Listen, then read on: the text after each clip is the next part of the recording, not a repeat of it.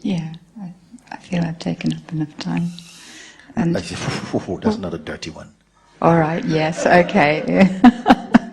That's another dirty one. You are totally...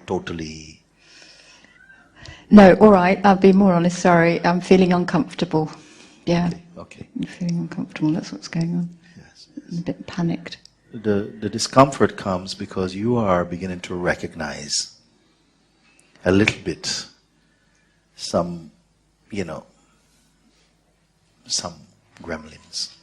Some what? Gremlins. Gremlins. Yeah, gremlins. A little bit of thought bubbles that were there, that they... It's that last bit you said, about being the last flare of the fire. Somehow that's terrifying. And yet, there's another part. There is this that knows that I don't die. Nothing dies. Everything is. There is something else that sometimes is and they're equally... so strong. Yeah. Let me tell you what it is. Isn't it amazing that there's maybe 6 or 7 billion people on the planet? And this one thought, I'm going to tell you what it is. No secret. The fear of losing my identity is so strong that a handful of human beings will come out of it. And yet the longing for it at the same time. They seem to coexist. Maybe that's the tension of existence itself. I don't know. But I'll tell you this thing, that this thought, that somehow I'm just going to be thinned out into the infinite, which sounds great. Maybe Buddha did it, but you know what? I have my kids to look after and I got my job to do. Is enough to put you again into another womb and you will purchase it. Almost gratefully. This idea that somehow lasts when the bubbles are going and it's like, something. I was just in Brazil just now. We had a beautiful satsang one evening with people who have been on this journey of seeking for a long time. And it was so powerful, I would say. And then the next day, one woman came and she said she was feeling a lot of fear. A lot of fear was coming up. And one of the friends there, Haridama, said to her, well, look, Mooji's here. Come. And she says, no, I don't want to go there. I don't want to go inside there. Because when I go in this place with him, I start to feel I'm disappearing. I'm disappearing and I'm sorry, not ready for that at all, This is what it's about. Are you willing to disappear? Or do you want to keep on appearing?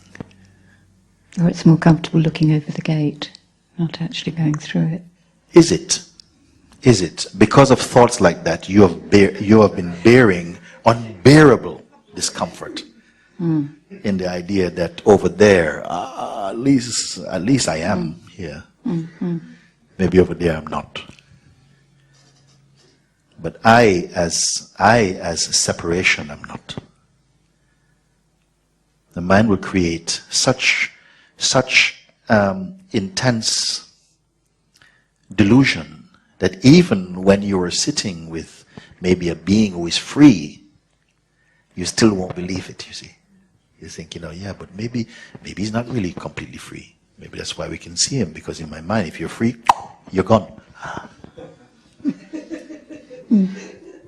Something overrides the obvious and says, but what it means, which is the fear generated through your own mind, is that to return to myself is like, whoa, the Big Bang, whoa, or something. And I'm just not going to be. I'm not going to know myself as I've always known myself. And there is endearment to that idea of self, even though whatever else is going on. At least, I am a self. I have autonomy. You see, I have privacy. And if I am going to discover my Buddha nature, it seems like a big price to pay. And I said, but what price are you paying? It's not anymore like you're being asked to hand over all your sweeties or something. Saying, but what is the fear even, you see? The fear is the expectation that something is going to be so different that I will not be able to, if it goes wrong, I will not be able to retrieve my, where I was before. You want to tie a string around you to go into the unknown, so that in case I don't like it, I can guide my way back into the known. This is the game your mind plays. There was a feeling in the middle of that dark space that the only place I could settle was just watching acts of kindness, simple acts of kindness with ordinary people. And that seemed to be enough to let go of this whole thing. And I felt I didn't want to come to any more satsangs. I didn't want to sit around any more people looking for so-called enlightenment. I just, was happy to just let that be enough. And yes, the mind wants to strike a deal. It's an early deal. Okay. Yeah, it's an early deal. Quick payoff. And it might sound great. I've been to enough satsangs after all, nothing really fantastic has happened, And now, no, that wasn't the feeling. The feeling was, you've done all this stuff and you haven't used it, any of it. You haven't taken it on board. I haven't, all right. Me, that's your bogeyman. Back in the old sort of stuff. Yes. And when I first got involved with this, with in a concrete form with the Sufis, I remember the feeling. So I was quite young then. The feeling was so strong, of why would I ever leave?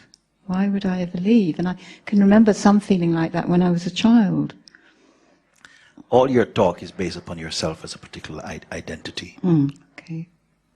You're still holding inside that. And if there's an identity, there is an I entity. What is this entity? What is it that you're speaking about? Who are you, the one that is being represented through these words? Please take a look. Because it could just be that you're postponing.